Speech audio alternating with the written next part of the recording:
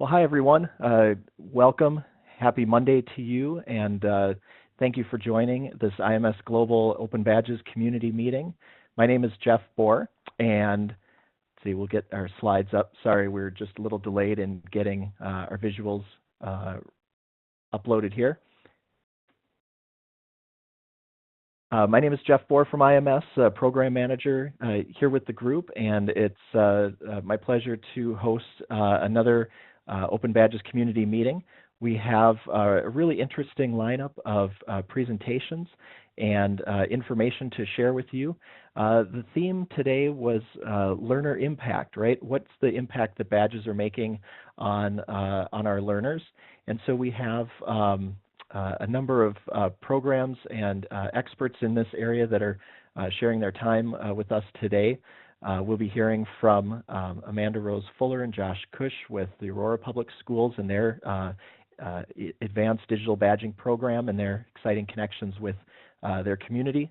And then we'll also turn our attention to informal learning with badges and some of the opportunities and challenges of using digital badges with engaging young people who for various reasons may have barriers to learning opportunities. So we're joined by Kevin Field from the UK and Nerhus Kraučiūnas from Badgecraft in Lithuania. And then the final portion of today's meeting, we'll be hearing from two of our leading suppliers, our badging platform providers, Credly and Chalk and Wire, to show how they've implemented features of the new Open Badges 2.0 standard into their platform, and which opens up new capabilities to their users. So again, thank you all for joining us today and taking time out of your day.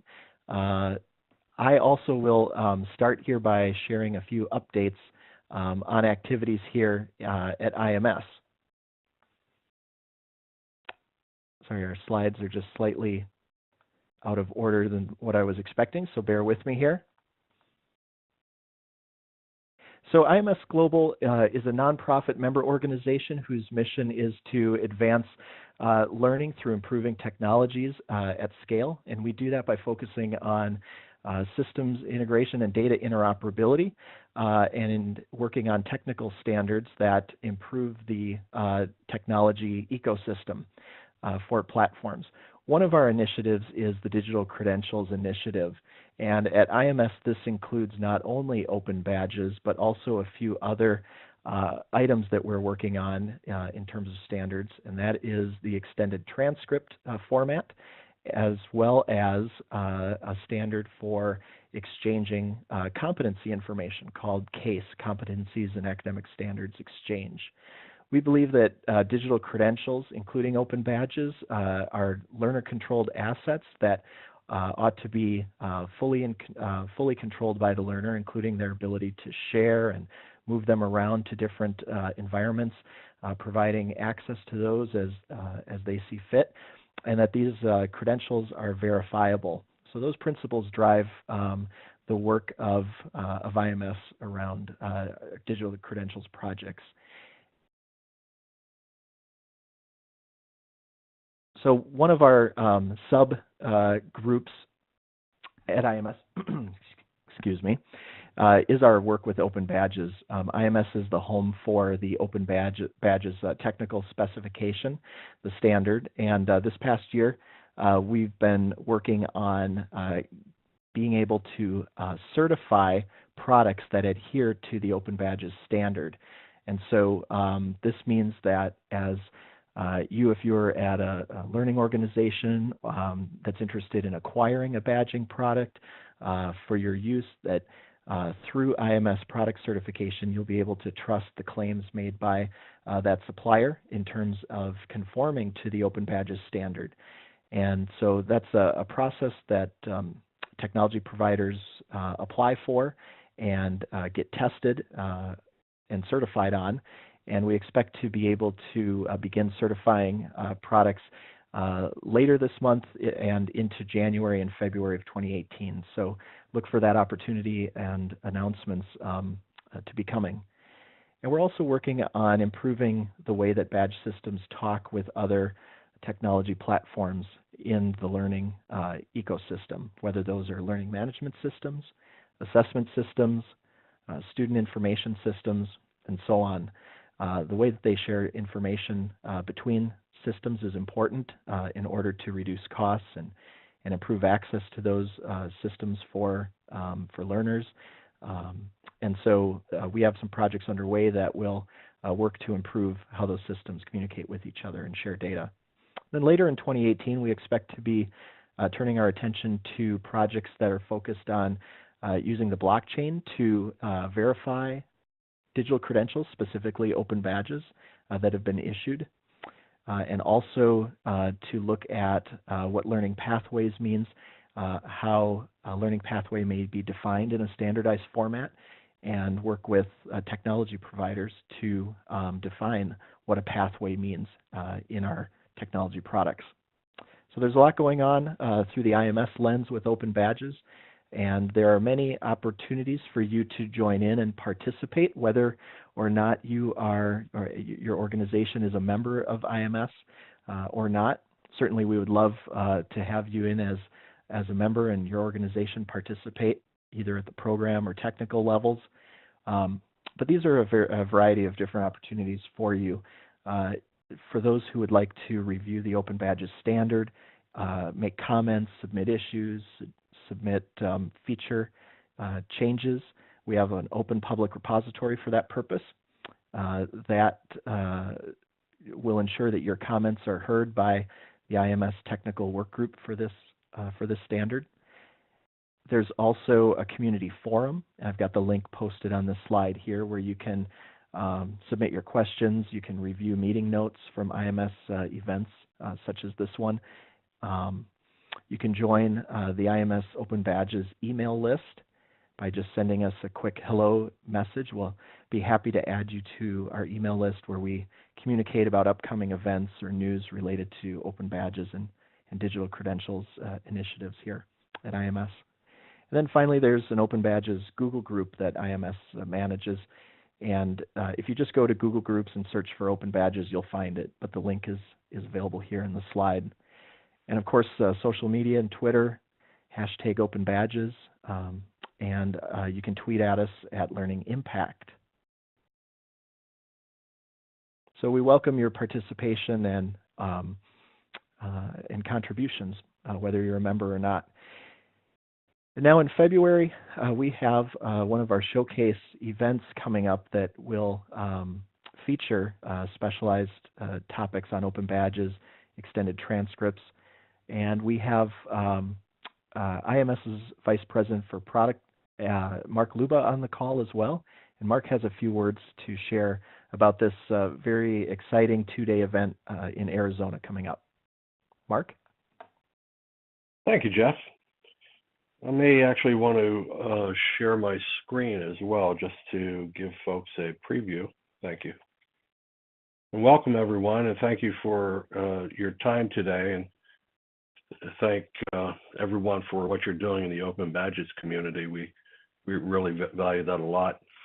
As Jeff mentioned, we have a summit on digital credentials coming up towards the end of February in beautiful Scottsdale, Arizona, this is our second annual summit on the subject. And if this year is as exciting as last year's, it'll really be a doorbuster. So we appreciate Concentric Sky and Learning Objects for their sponsorship. But I did want to give you a real brief review of the program.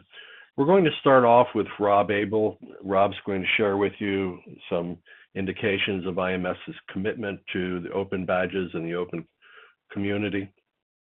We're going to transition then to an employer focus. The whole theme for the program is building bridges between employers and educators. The idea is that the strategic relationship and communication between employers and educators is critically important in realizing the potential, not only of our learners, but recognizing their knowledge, skills, and achievements through open badges. We believe that open badges are actually part of a larger strategic framework that involves communication between, obviously, workforce and educators. So we're going to start off actually with a inspiring commentary from the employment community. I'm not going to be able to share with you who we're recruiting right now, but I'm very excited to say that it's a very large multinational company that is going to be that is currently involved in digital credentials and does quite a lot of hiring, both at the higher ed and also the K-12 level. We're going to transition then to experts who work with employers, and they're going to share their secrets of how they create their strategic engagement plans. As educators, how do they engage with the employment community? We have another, at this point, secret spot there that we're going to be announcing pretty soon. Then Jeff and I are going to be sharing the progress that he laid out for you a few minutes ago. We'll be able to share more progress there. But then we're going to take a very realistic view towards the challenges that employers currently experience working with educators. It's not always easy for employers to work with their education counterparts, and there's opportunities, we believe, to learn from their experience and how we can better orient our programs and make ourselves easier to work with. We're going to have experts in the area of policy, of both employment and institutional policy, and then close with a short little showcase of successful badge programs from some of our members. And then we'll have an expert panel closing us with feedback and some assistance in what they recommend as action items for moving forward. So it's the first day we're going to be talking all about the strategic topics. The second day, we're recruiting right now presentations. It's going to be 9 technical showcases, similar to what we're doing here today, but it's going to be an expanded slate of both higher ed and K through 12 and informal learning. So if you have the opportunity and you're interested in just let us know. Please communicate that to Jeff, and we can share with you the call for proposal. We are going to be closing the call for proposal down in the early part of January, so so please do hurry if you have interest in doing that. So thank you, Jeff. Thanks, Mark. Okay, so at this point, I would like to turn the microphone over to our friends at Aurora, Colorado Public Schools. Amanda and Josh are leaders in the district in their digital badging program. And Aurora, as many of you know, are leaders in the K-12 student badging space. Their program is quite extensive, and as we'll find out, they have a unique engagement program with their community. So one thing that happened, though, is I need to reload a short video that they'd like to show. So bear with me as I do that right now. It somehow disappeared from our event. So let me do that, and I'll turn the microphone over to Amanda and Josh, who can introduce themselves. Thank you. Great, Jeff. Thank you so much. My name is Amanda Rose Fuller. Mark, would you mind passing the presenter's ball up to us?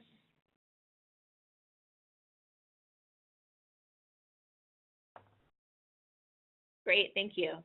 So my name is Amanda Rose Fuller. And I'm Josh Kusch.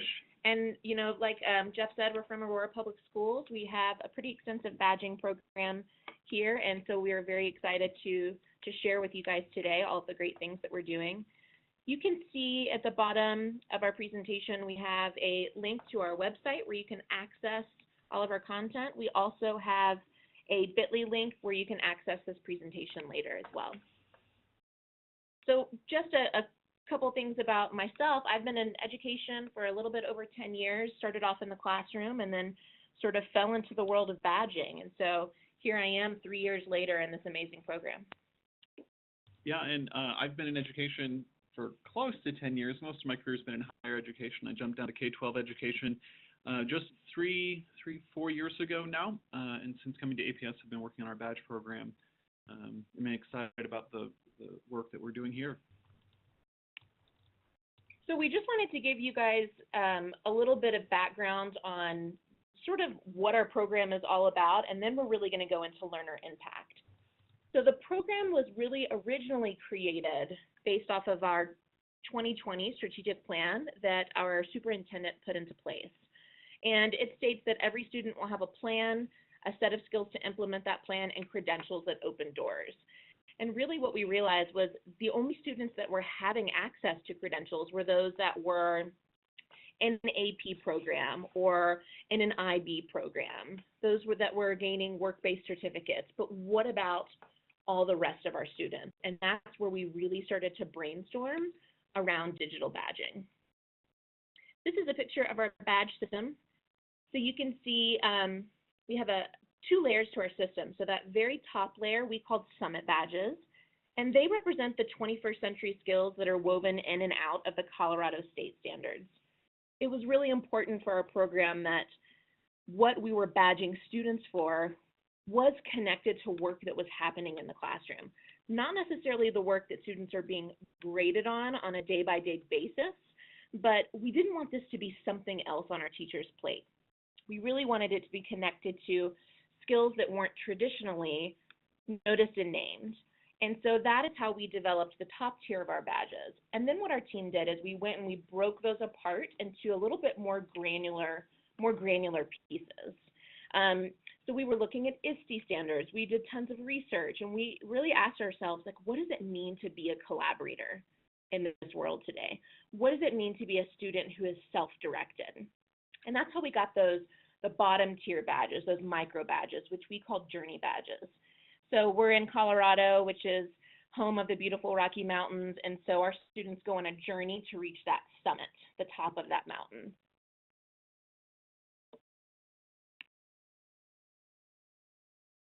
A little bit of a unique aspect of our program is that we have connected industry to some of our top tier all of our top tier badges. So that's something that Josh is going to go over in just a second. And also that these badges aren't really connected to our grades. So you may have a student, for example, that's in a math class that does not have an A, does not have a B. Maybe they're a C student, but they are somebody that can collaborate. So how do we recognize that student? We have a one-sentence definition for all of our badges. That's sort of that definition of criteria. But how that looks for our students from pre-K all the way to 12th grade, which is who has access to our program here in Aurora Public Schools, can look really different. And we were really intentional about that. We didn't want to say this is the one way that a student could earn a systems digital badge credential, for example. So just to kind of think through it with that systems digital badge, the definition for that badge is that students will understand and use technology systems to plan strategies, guide inquiry, and solve problems. In a kindergarten classroom, you might see that a student could earn that badge because they're walking into the classroom, they know how to turn their computers on and log into their Google account. That is something that is very age appropriate for students in kindergarten. However, when you go to middle school, it might be that students are that they're building Google presentations, which they're sharing and working on collaboratively. And in high school, you might see that students are coding.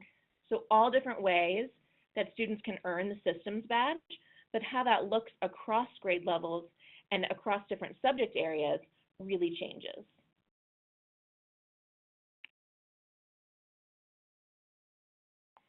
And then before I pass it over to Josh, just to reiterate again, is that because we have this connection to our community, that's sort of this unique spin on our program. And a lot of teachers and students and people that are curious about our program will say, well, why?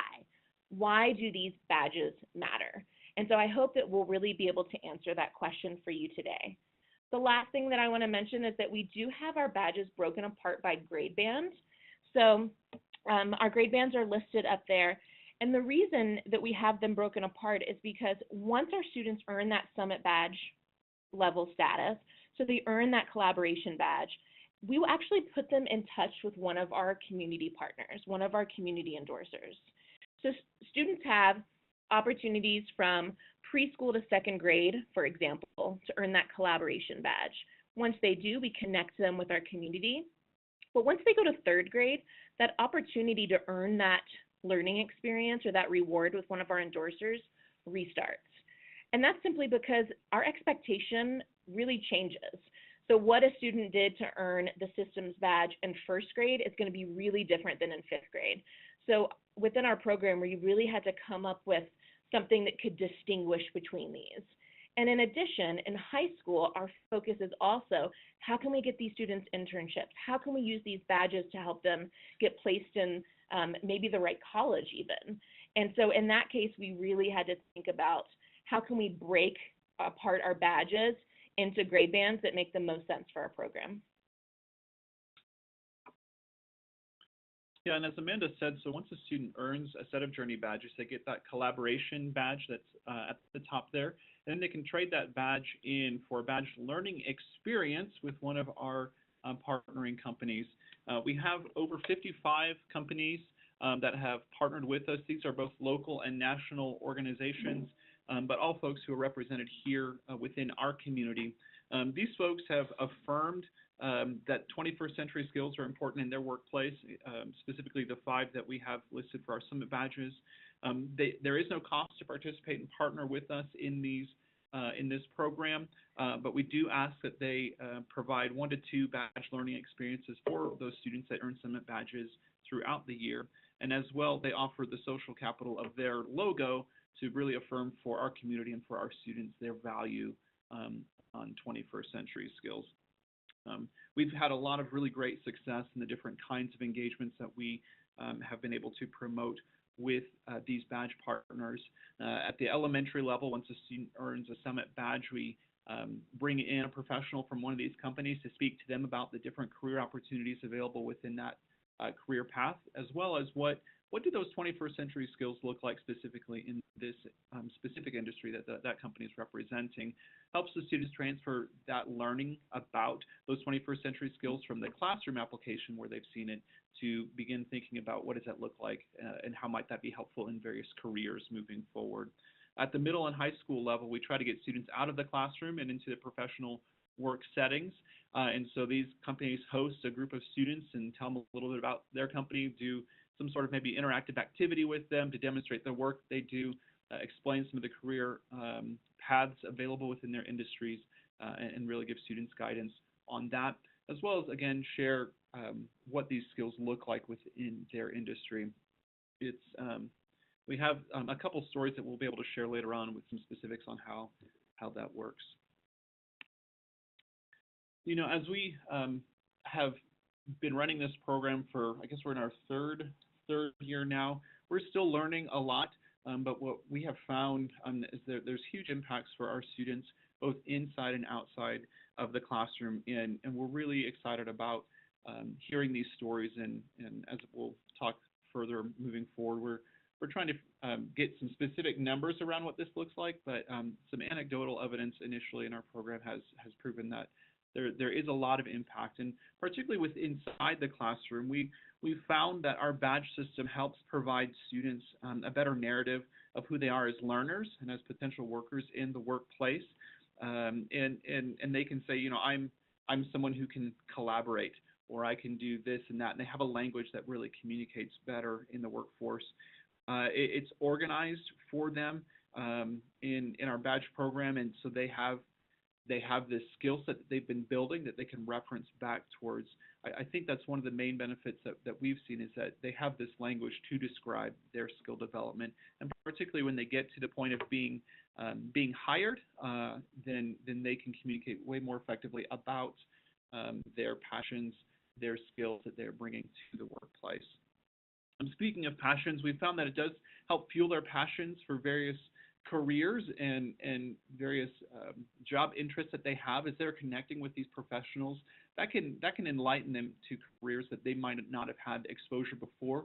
It might reaffirm an idea that they have about a career that they were already interested in, or it could even just say, you know what, that's not where I want to go. And all of that is learning for our students, and all of that helps them understand where they want to go and what those career goals are going to be, which will promote their engagement within the academic setting, as well as them reaching their goals after they graduate. One thing that we had here, we brought in a company,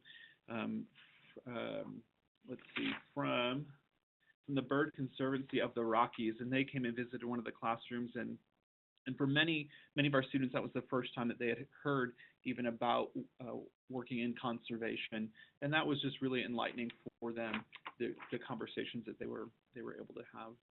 We found that our students really gain excitement and are motivated in our program as they work through the different levels in our badge system, and so that journey badge to the summit level, and then also that resetting after different grade bands. We found that they're motivated by that. When we're working in the classrooms, particularly in our elementary classes, we hear often that I'm going to get all these badges by the end of the quarter, or I've got more badges than you, or I can get all these first, and it really has they've engaged with that badge earning process, and we love seeing that, and are hoping that we can promote that more and more in our older grades and through all aspects of our program. In addition, with that engagement piece, we found that there's a lot of different ways that this program has promoted engagement for our students.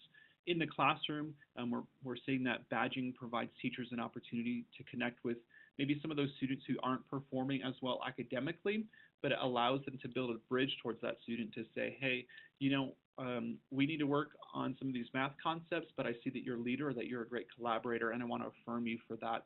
And that opens a conversation for our teachers that they might not have had access to before. It gives them an opportunity to really speak into that student. In addition, I think we can connect with all different kinds of learners through our program, and that was one of our goals, that it's not just about our high achievers.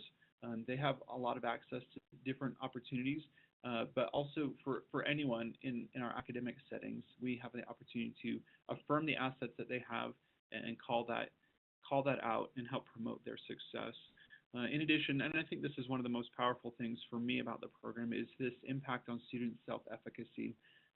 We've heard from students time and time again that as they, particularly those students that struggle in the academic setting, like that can be a very difficult environment for them. And you guys know this as educators, but it can be very negative for them to go back into the classroom day after day to only hear what they're doing wrong. This allows us to change that conversation with the student, to affirm their assets. And as they begin to understand that they have assets, that they have something that they offer, it's really powerful to see how that can shift the way that they understand themselves, understands what they offer, and really we're hoping and believe that this will promote their overall engagement within the academic setting as they receive more of that positive feedback in the classroom. So those are just some of the ways that we've seen those impacts in the classroom.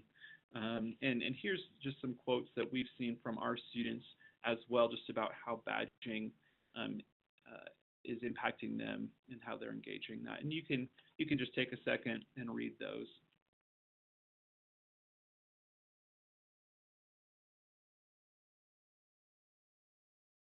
As I mentioned, our hope is to move beyond some of this anecdotal evidence, and I think that we've had the program long enough that we have a little bit more data about how this is impacting our students and the number of students who have earned badges. And so our goal is to move into a place where we can document some of this in more research based and tie together some of these pieces that we're seeing the anecdotal evidence pointing to, and that's part of our work as we move forward. One of the cool things that we have in our program is just this connection with our industry employers, and as we get this video loaded, Jeff, if you want to go ahead and do that, we'll pass over the ball. But these students are able to articulate just some different examples of how that has been impacting them. So we'll get the video loaded and take a second to watch that and then move on.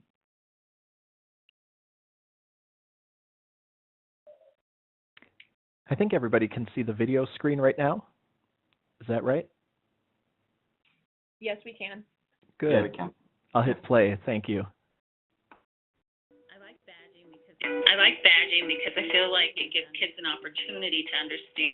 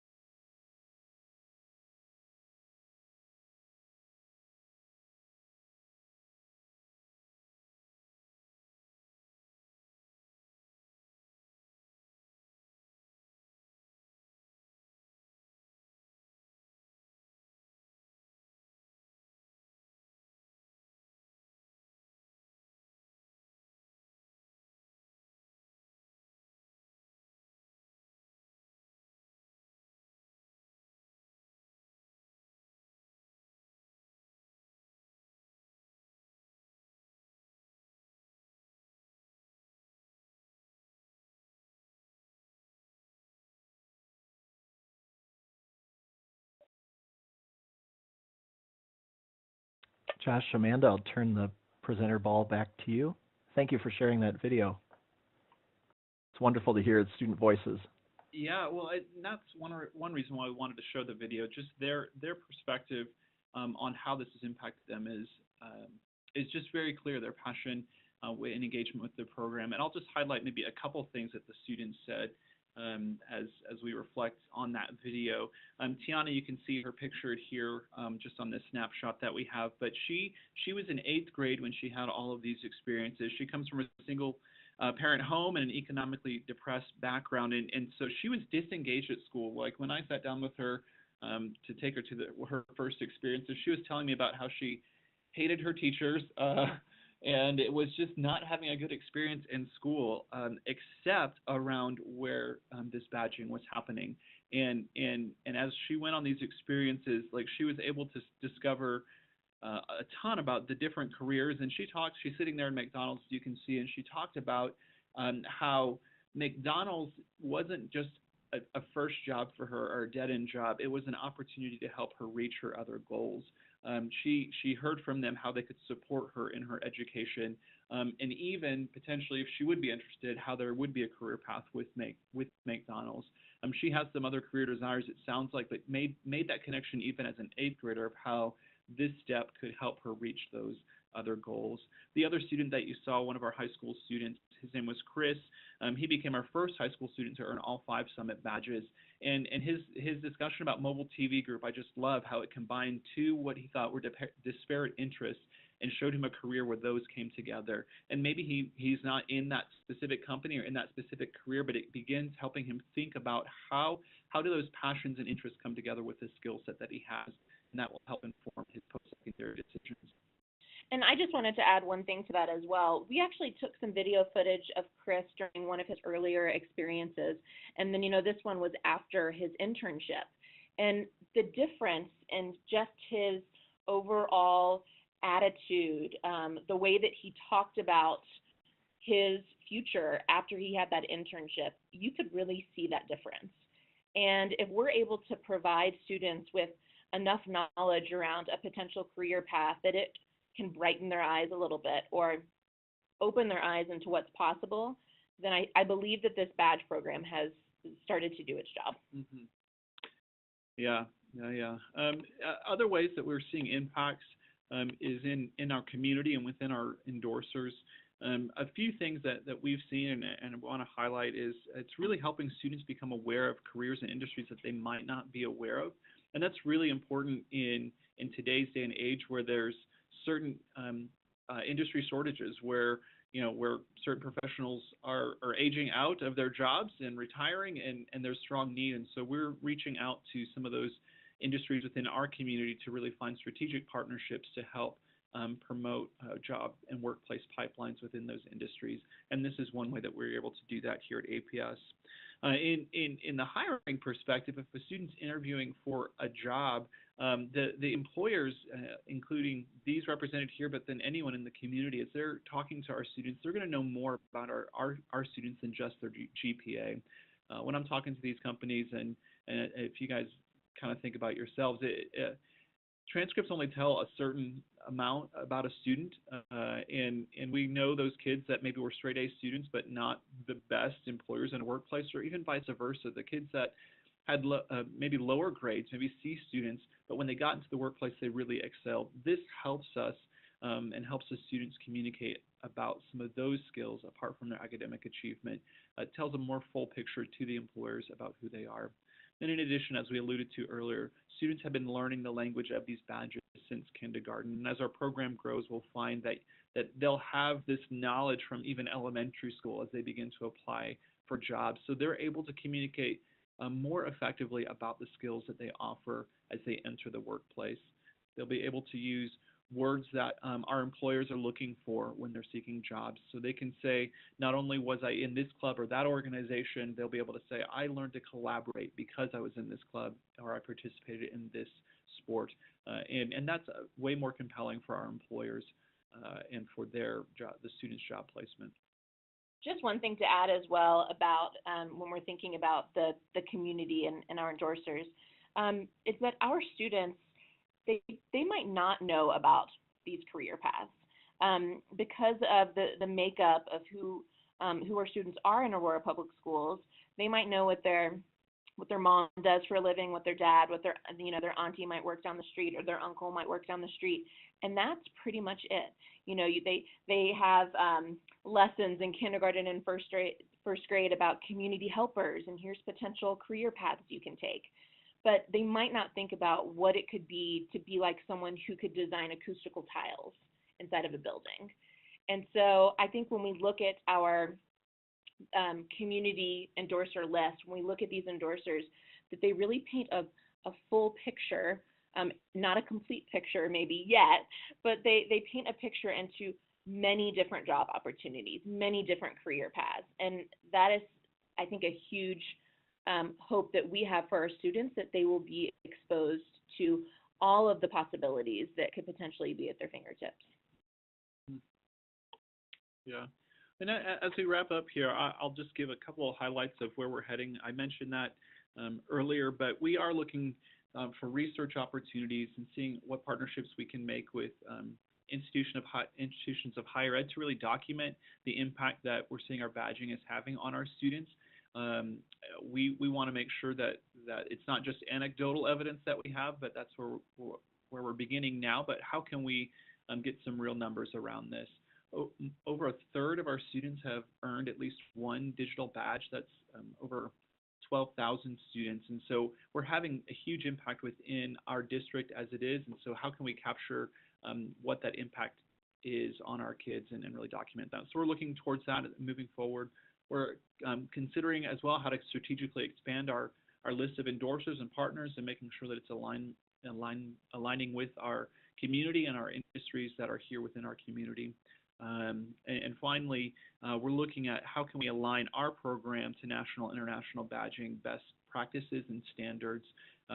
We're just one voice in the conversation. There's a bunch of learning that's happening around this in education these days, and we want to make sure that we're aligning with what others folks are learning too. So as we move our work forward, we'll be making shifts and adjustments to what we do based on all this, and hopefully improving this program for its impact on our students, but then also in our broader community. We've covered a lot here, but we're really excited about the work that we're doing, and would love to just take a few minutes if we have any questions that we can clarify about what we're doing or how we've done it, or if you have any feedback on any of these points, we'd love to hear from you. Yeah, we do have time for about 2 minutes of questions. If anyone would like to ask Amanda and Josh anything, feel free to unmute yourself and go ahead.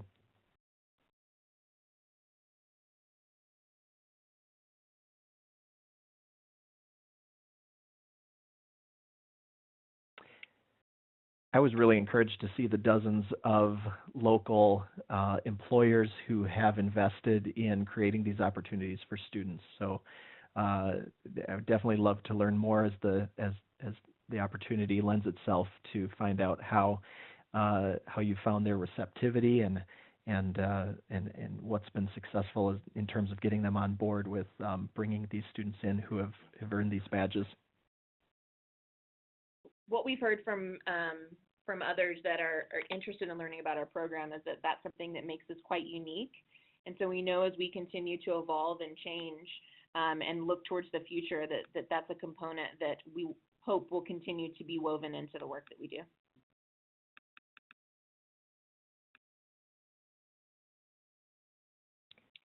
So again, just another minute for questions. Perhaps if you don't have microphone access, you can add your question to the chat or the QA tool.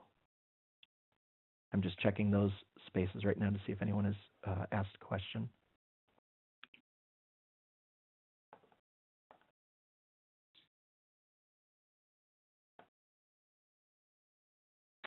All right, well, thank you, Amanda and Josh. I hope you can stick around for the rest of the program. And at this point, we'll shift gears to Kevin and Narahus, as they are also passionate youth workers who have experience with badges and are here to share with us their experiences with reaching a population of youth that have not had the easiest of time in formal education environments, and discuss the role of badges with those learners, as well as discuss any opportunities for improvements in the current, what we call the badging ecosystem. So Kevin and Narahus, the ball is about to be yours. Thanks, Jeff. I can close my windows and brilliant. Let's see. Hold on a second. There's never a large enough screen. I've got the power now. You do. Good. Take it away, Kevin. Thanks. Okay, brilliant. Can you see my screen okay, Jeff, everybody? It looks great. It looks great. Okay, great stuff. so both myself and Nerihus, as Jeff said, work with young people and specifically those that have got barriers to opportunity. So I'll just go to the introductory slide. I was lucky enough to work with Digitalme on a variety of grant-funded projects with a background in youth work. So I've been implementing small open badge pilots over a period of 3 years working with young people and youth workers. And I shall hand over to Nerihus to introduce himself. Hi, I hope you hear me. I'm Nerijus from Lithuania, and I'm also involved in badging for a while already. Actually from very beginning when it was introduced, and I started to try out different platforms which were in place, mostly using badges in our own activities, international context in Europe. Also nowadays supporting a lot of organizations across countries in Europe to design their own tailor-made badge systems for their context, which are very often involving young people who normally would not study at school, they drop out, or they are looking for other alternative ways to develop their competences and experiences. And we'll be glad sharing our examples of cases of using badges. Great Back stuff. to you, Kevin. Okay, great stuff.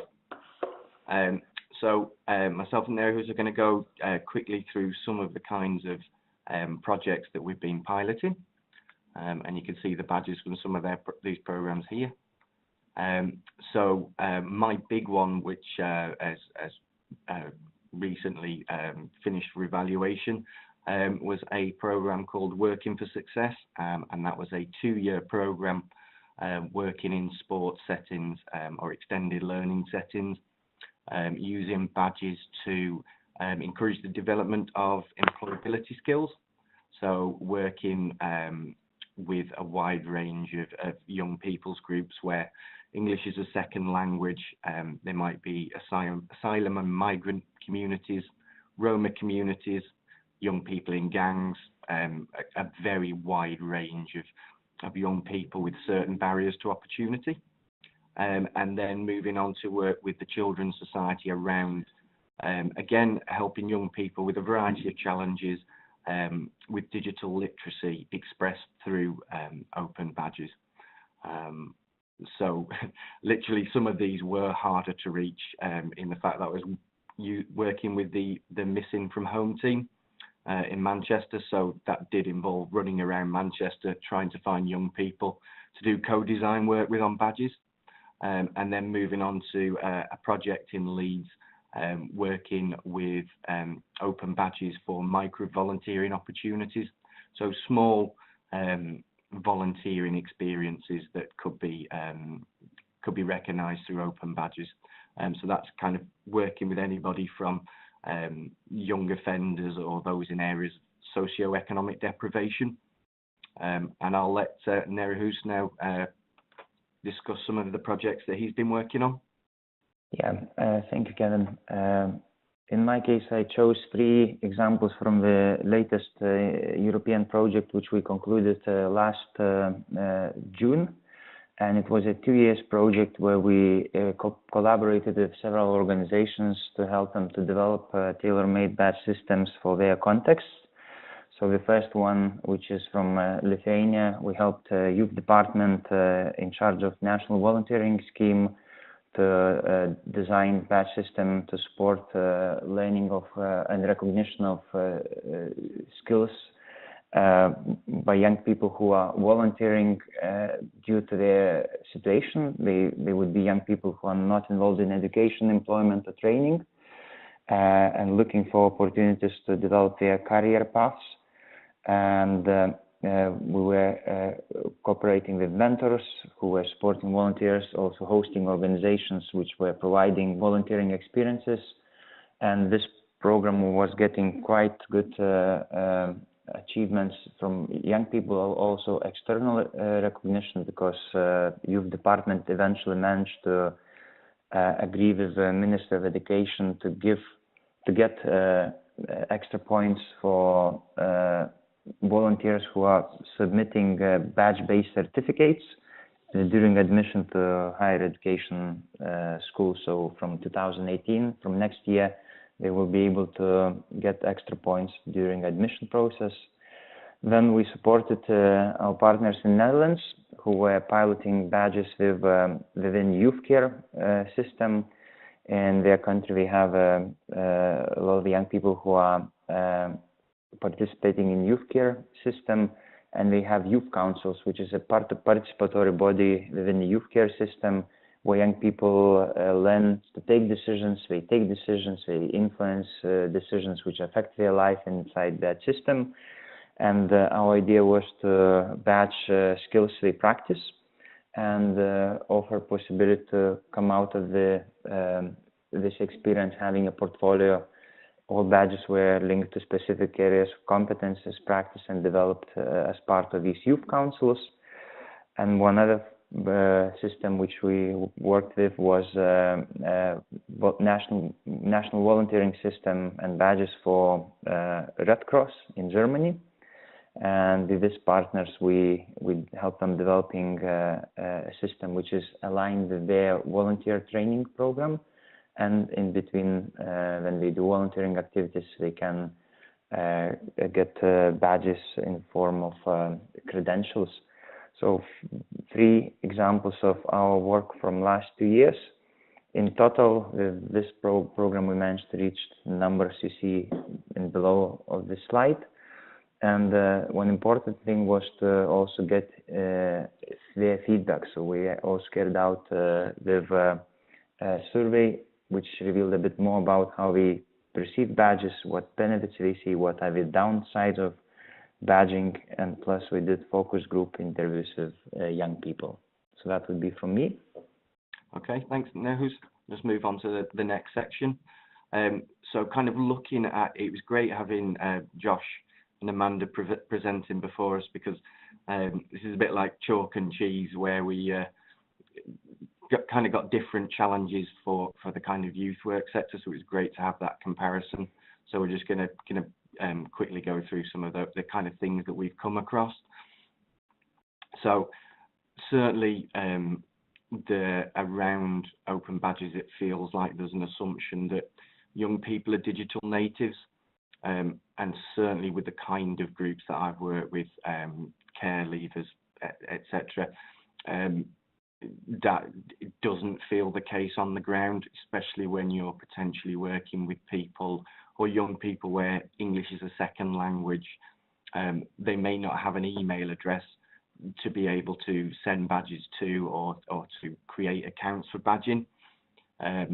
Some of the more challenging groups will have no phone or be banned from the internet, which makes earning badges quite a challenge.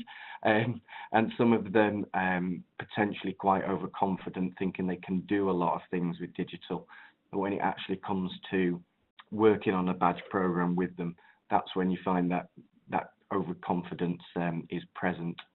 And going on to some more of the challenges, the terminology of badges in itself is and its association with Scouts can be quite problematic when trying to work with these kinds of groups.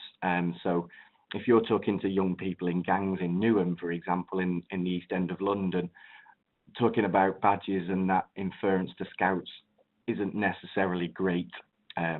So I'll come on to some ideas I've had around that. And I found that quite often you need a journey tool to go alongside badges. So it maybe points to what are open badges. These are the resources that you need from the program. This is where you need to sign up. This is where you need to find the badge. So I've used something called Typeform to essentially create those journeys alongside the badge earning. And again, the challenge in this kind of arena is getting the work out of the classroom and trying to work with people on the ground to use badges on the move, which isn't necessarily that easy when you're working with a network of other delivery organisations. And again, young people having poor or lack of IT access, and certainly kind of youth clubs aren't renowned for their great IT equipment. So when you're trying to run badge programs, that's obviously quite difficult. Certainly in the UK, and working with youth workers in the UK, any mention of badges will automatically create barriers around, or difficult discussions around, the commoditization of learning. And I've had some very heated debates with youth workers around this. And to some extent shown them the work of Serge, for example, and his work around open badges and democracy. Digital literacy as well with young people's practitioners is patchy at best. So if you're trying to deliver an open badge program through a network, that can be a challenge. And the very application on the ground of an open badge project, you might find within an organization you've got an ambassador that's really into badges, but then when that gets handed over to delivery staff, you potentially lose all the momentum on that project. So these are kind of some of the barriers that I've come across, and I think Nerihus might have a chat with you about some of his as well. Yeah, I think many things what Kevin was sharing, we came across also when trying to reach out to young people who are really not in classrooms, not in education systems, and we find it also similar that although we tell that young people are digital native, I think they are very good at socializing through media, through devices, but when it comes to more other skills, I think there's a lot of things to do in terms of developing such skills. What our partners were also reporting, it's often they met that the young people they work with, they really had difficulties with attention, keeping attention, because that's one of the skills they're also working on. So if a badge requires too much of time of theirs, even reading the task, it might end up that just they gave up on that. Motivation, which is a tricky thing, because on one hand, young people want to get their skills recognized, but on the other hand, they want it in a way to be almost automatically done. So for them to understand that there is a longer process in order to achieve external recognition, it doesn't work like that. If they get a badge, we would like to connect to clear opportunity as soon as possible, because otherwise we are not in. For some programs, we also learned that actually adults are making barriers to young people to really benefit from badges. If you meet a mentor who is skeptical towards technology, in many cases, young people will not get enough good preparation and support to really benefit from badges. And I think very often when working with staff who are supposed to support young people in badging or in any experience development, adults play still a big role, and depending on their motivation, their attitude, their skills, this is also transferable or not to young people. And one other thing what we clearly faced in Europe from young people as well, pretty many of them, they would be very cautious in terms of using digital technology, which is not well-known brands. And that's a bit of controversial. They are okay to use Instagram and Facebook or Snapchat and so on. But when they are introduced to a new platform, they would always raise, or not always, but some of them, they would raise question of data and privacy issues. Because I think it's about trust. They still don't have the new technology. And if it's about submitting evidence about them, a bit of reflecting or adding text, they are kind of skeptical and raise this, which is very good, important questions. It's just that interesting to observe that they are okay to use other services which they kind of trust more, which also include data and privacy issues. So that would be a couple of challenges which we collected from our experiences of working with badges and young people in our projects. Kevin, to you. Great, thank you, Nerihus. I'll pop on to the next one. So I'm both going to go through some changes that we've probably made over the course of delivering programs. I know certainly the programs that I've delivered with young people have started out quite detailed and then kind of scaled back quite significantly based on the kind of young people that we've been working with. So one of the things that I've tried to do around badges, rather than try to labour the explanation around what a badge is get them to do a small research exercise and tell me what a badge is, and make it more about giving the control back to the young person and turning it more into an exercise. So certainly embedding learner self-evaluation at the beginning of a badge program and towards the end of it. I found a lot of my badges have retreated back to a very simple earner statement that young people can identify with. So the badge might say something like, I can demonstrate my strengths and weaknesses. And then again, the kind of stripping back of tasks from quite detailed tasks into very, very, very open tasks. Like, here is my evidence of me sharing my strengths and weaknesses seems to work well. Another program, I introduced a group working tool where young people could choose the badge program through a series of group exercises and diagnostic questions, basically to give the young people more control over the kind of badges that they were taking and the way the program was structured. I've mentioned already about creating a journey around the open badging with steps through to finding resources, etc. Again, when I kind of mentioned the problem of terminology with badges, I have been trying out various things. So earn it's, triumphs, me do's. I'm sure we could all come up with a million different ideas for this, but certainly kind of started trying to change the way that I describe what a badge is. And then kind of moving over to the needed area for me, the potentially controversial area, this bit. At the moment, a lot of badge programs are very top down, and I would love to see more projects that kind of build the ecosystem from the bottom up. So, and that would certainly help where self-awareness is definitely a problem or an issue with a number of these groups. Being able to identify their strengths and weaknesses is a massive challenge.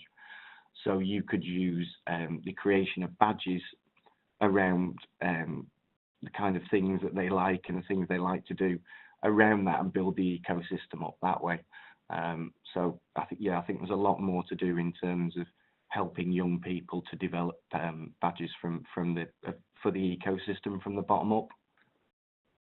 Now, I'll pass it on to you for that next bit.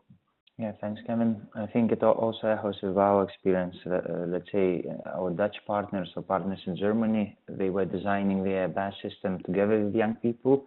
So we went through a very participatory process, which also took their time, resources, and care, actually.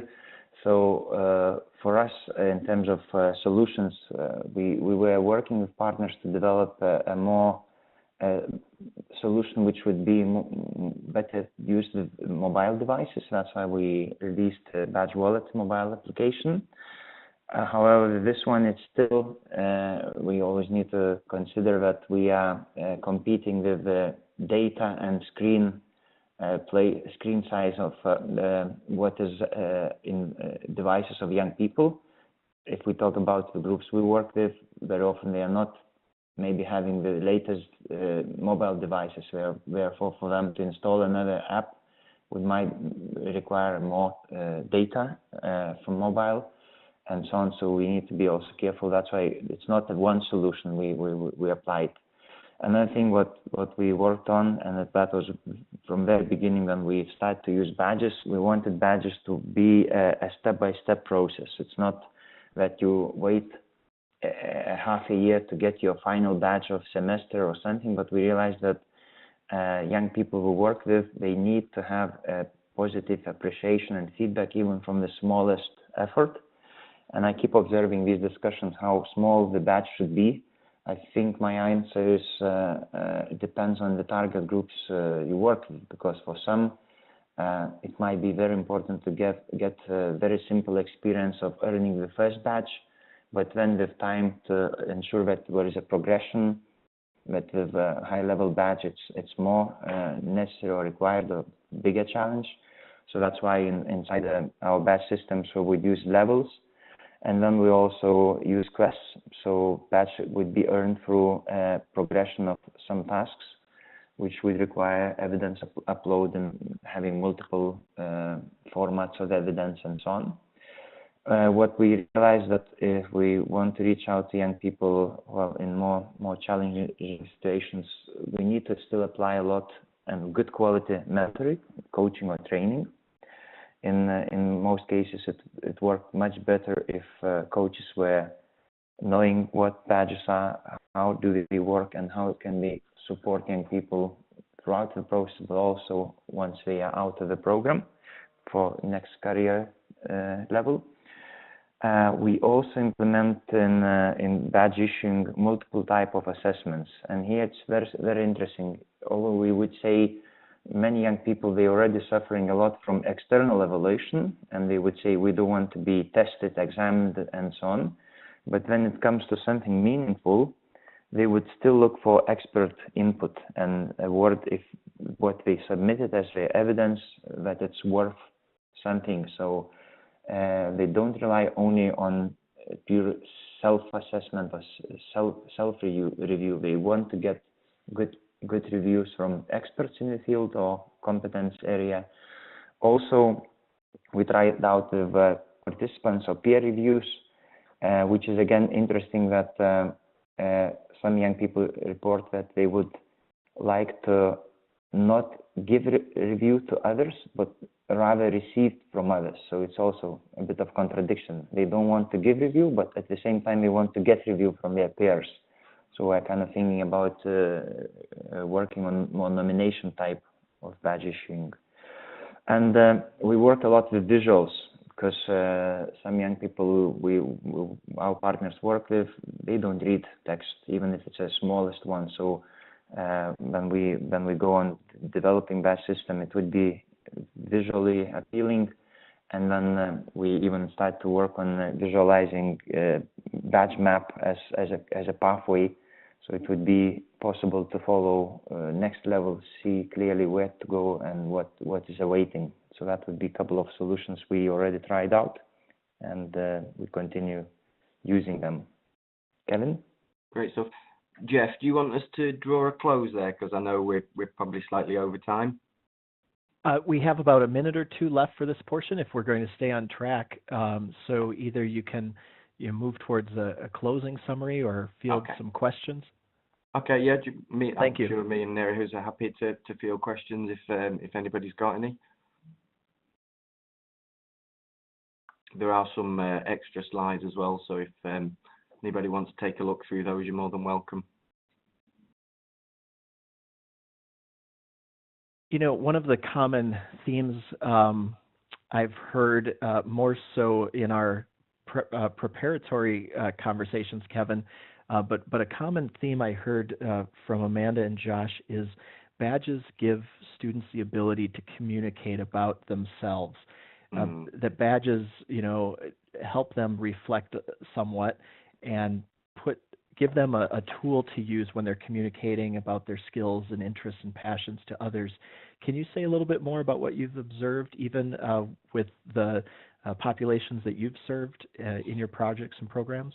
Yeah, certainly. I think one of the great ones that I came across was a group of young care leavers in Leeds, and I think the way they were using badges was completely different in terms of there seems to be an assumption that it has to connect to an opportunity, but in this case the young people were using the badges in interview situations, not necessarily to show the employer, but to use them in their heads as way markers of, okay, I've been asked a question about team working. I know I've earned a team working badge, so I know I can give you an example of excuse me, team working. So yeah, the ways that young people use them, or young people in this environment use them, it can be quite different and can be totally different to what you expected the value to be for those badges for those young people. Yep, so, sort of the unexpected value or the unintended value, right? And Josh and Amanda reaffirm technology access issues even in American school districts, in Aurora as well. That is a national challenge over the years as well, that even in the U.S. we have not solved yet. Is there any final questions for Neerhus and Kevin?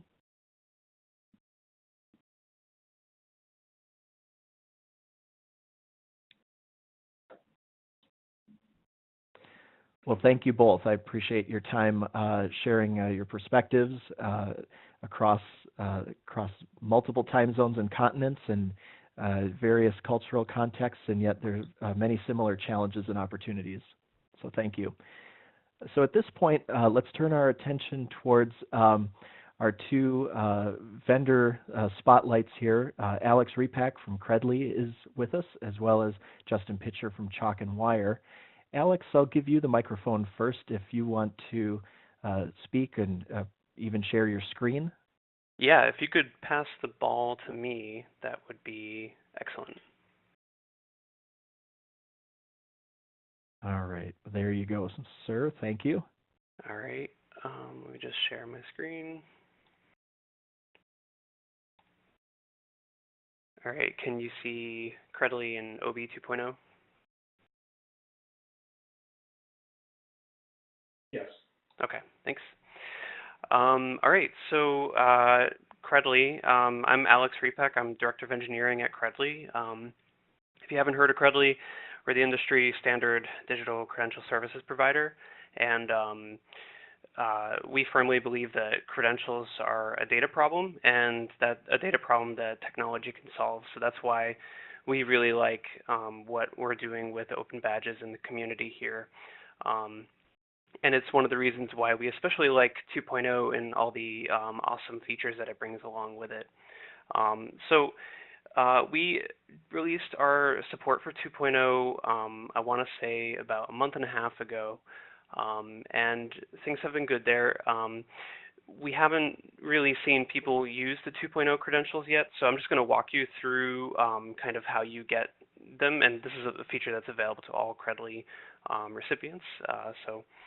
Let's see, yeah, so it joins, download has always been a function of one of our sharing options, and when you click the download option, you're presented with an ability to save the badge in an open format, meaning it's going to bake the assertion data into the ping file, and then you're going to be able to download that to your local device. And here you see that we allow people to switch between versions. So the default is the current stable, which is 1.1. And that'll soon change when 2.0 certification requirements are released and people start getting certified. We also allow you to specify the email address attached to that badge, which is a nice feature. And there's just another slide showing the difference. So if you do select the 2.0 version, if you have a place where you can import that, you have that option available to you. So I'm just going to quickly show that in action. So here I'm signed into my Credly account. Click on the sharing option, download, save in open badge format, and so here I have 2.0 selected. And I can download that, and it comes to my browser. And so the IMS, they built out this whole validation suite and tooling around taking in the various forms that an open badge can arrive in, and then making sure that they're compliant with the 2.0 spec. So here we have an option to kind of put the file in there, and then I submit it, and it does a bunch of calls out to Credly in the background, and then we finally get a valid result there, which is great. Now, this is only like getting halfway there, I would say, because what we did is essentially took our 1.1 implementation and made it 2.0 compliant. But there are many things about 2.0 that we want to highlight, and these are things that we intend to kind of implement in our platform or use features that already exist inside the platform as implemented inside the 2.0 spec. So the new features we love are endorsement, improved alignments, internationalization, and versioning. And Credly today has endorsement as a feature, which I can show you what that looks like for an earned badge. So here is a badge that someone earned. We are partnered with ACE, American Council on Education, and what we have set up with them is one of our enterprise sites. So they have many customers of their own. This one is Jiffy Lube in particular. And Jiffy Lube issued the badge here, but it was endorsed by ACE. So you could imagine when we do release support for endorsements in the 2.0 implementation, we'll be able to indicate that ACE endorsed that badge, which is available. All the detail is available inside the spec documentation at openbadgespec.org. And yeah, so it'll look very much like this once it's embedded. And then our hope is that once that happens, people who consume badges, platforms that display and import badges will be able to display that data back to the person, because that's where it becomes really useful and helpful. So some of the other things that are on our roadmap are adding more types of alignments to our badge authoring experience, and that will also translate to it being implemented inside our 2.0 implementation. And internationalization has been a thing we've been working on for a while now. So we're working on Spanish support for our site and making that so adding new languages is relatively easy. And it was really nice to see that that became like an actual function of the Open Badge spec, and we plan on using that 100%. Same goes for versioning.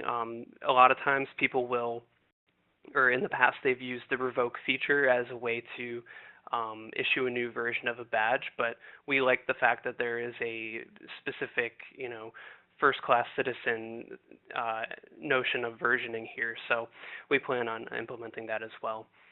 And that's pretty much all I have to share with you today. Are there any questions on what you saw or didn't see?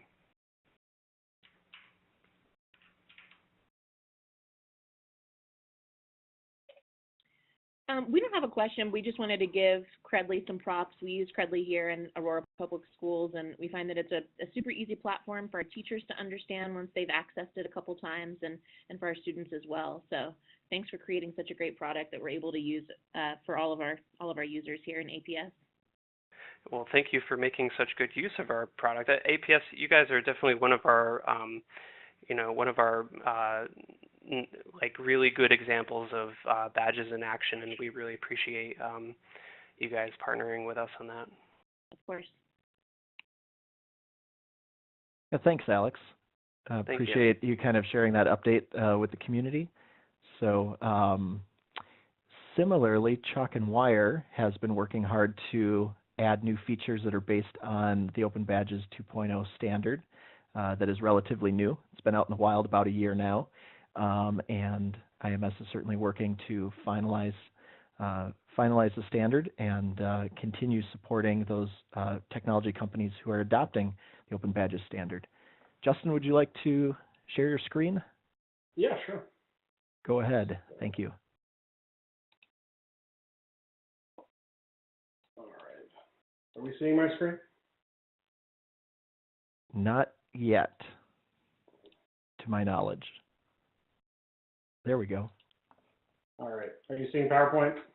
Yep. Good. All right.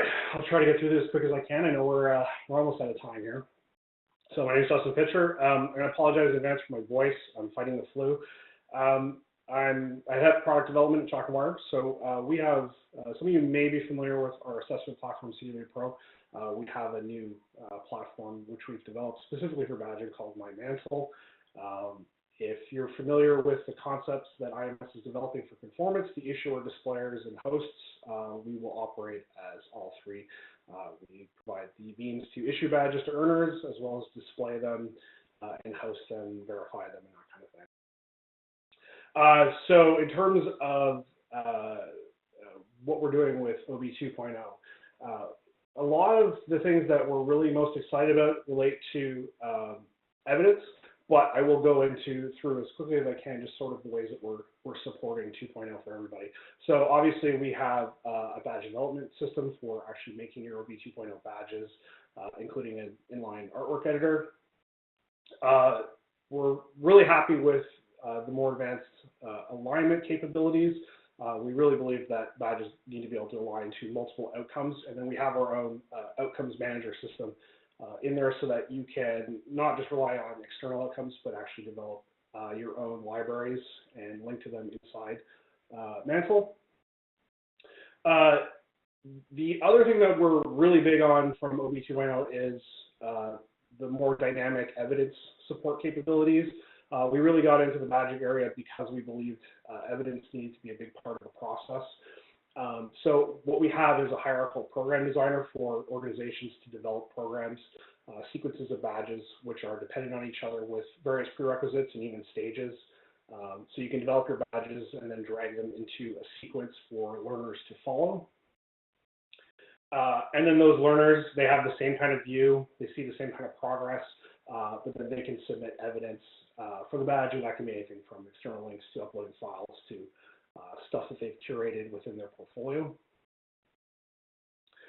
And then there's an assessment process so that we allow the evidence to be compared against the badge and partial, if not all, criteria to be awarded. So it could take on a multi-stage approach where if you have 5 criteria, it might end up taking 2 or 3 submissions and reviews to earn all of the criteria in the badge, but then when the assertion is made, we aggregate all of the various submissions evidence into one single assertion, and then it all gets populated into the portfolio.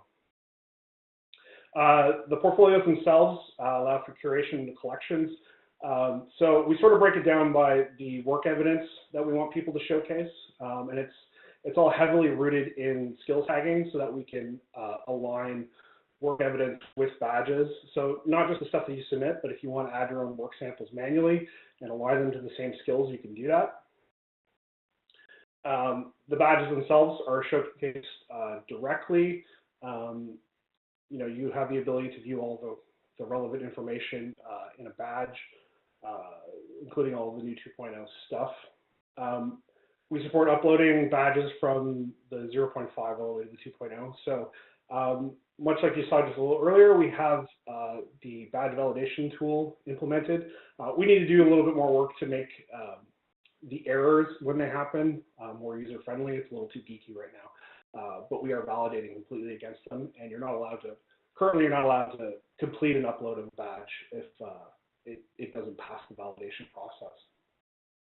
When viewers are viewing, they can also verify the badges themselves against the same validation system so that you can see that it is indeed a valid badge, the error, and that kind of stuff. Completely shareable, the badge evidence is exposed, and then when we get our support finished for endorsements, it'll also be surfaced at this point as well. And because we're using all of this skills tagging stuff to link things together, we're aggregating and combining the evidence files and the evidence, the badges and the endorsements into a skills breakdown by portfolio curation so that as a viewer, you can seek out a specific evidence type or a specific skills type. And then you can then expand it to view the work and the badges and the endorsements that relate to that specific skill. The endorsements themselves, they won't be limited to just endorsement badges. It will be text-based, including and specific skills and work samples. And then as a showcaser, as a displayer, you're going to be able to aggregate things under specific skills goals. So if you want to look up skills related to a specific career, you can create a set and track your progress against that so that, you know, if you want to see which badges are contributing towards these skills goals, which endorsements and so forth, you can do that. And these are shareable with other people so that they can also track your progress. And that's it. Thank you. Thanks, Justin. Well, it's definitely encouraging to see how the technology is advancing around the Open Badges object that is so information rich about the learner's achievement, using evidence and endorsements and alignment as ways to provide a plethora of information about what that achievement means, so that it has currency with employers, other educational institutions, and anyone who wants to look at the achievement of that person. So kudos to our technology providers for their advancements. At this point, we've reached the end of our community meeting. Let's see if I can just show some final slides here. We do hold these community meetings multiple times throughout the year. We should have 4 scheduled for the upcoming 2018 year. Our next one is not on the calendar yet, so we'll be sure to send communications out to those that have joined this event, or if you've been added to our Open Badges mailing list, you'll receive information about our next community date. So also just a reminder about the dates for our next big face-to-face event, which is the Digital Credentials Summit in Scottsdale, Arizona. We'd love to have all of you and your colleagues attend and be part of the conversation that's focused on connecting employers with learners through the use of badges and achievements, digital achievements that we've focused on today. And thank you again to all of you who presented your programs and your projects. The 10 or 20 or 30 minutes just do not do justice to the good work that you are all doing in your local areas. So we commend you for your commitment to learners and to the systems that they use in their learning journey. So thanks again for your time and for being part of this IMS Open Badges community meeting. Have a great day. Have a wonderful holiday season. Happy New Year to everyone. And we'll see you again soon, online or in person. Bye-bye.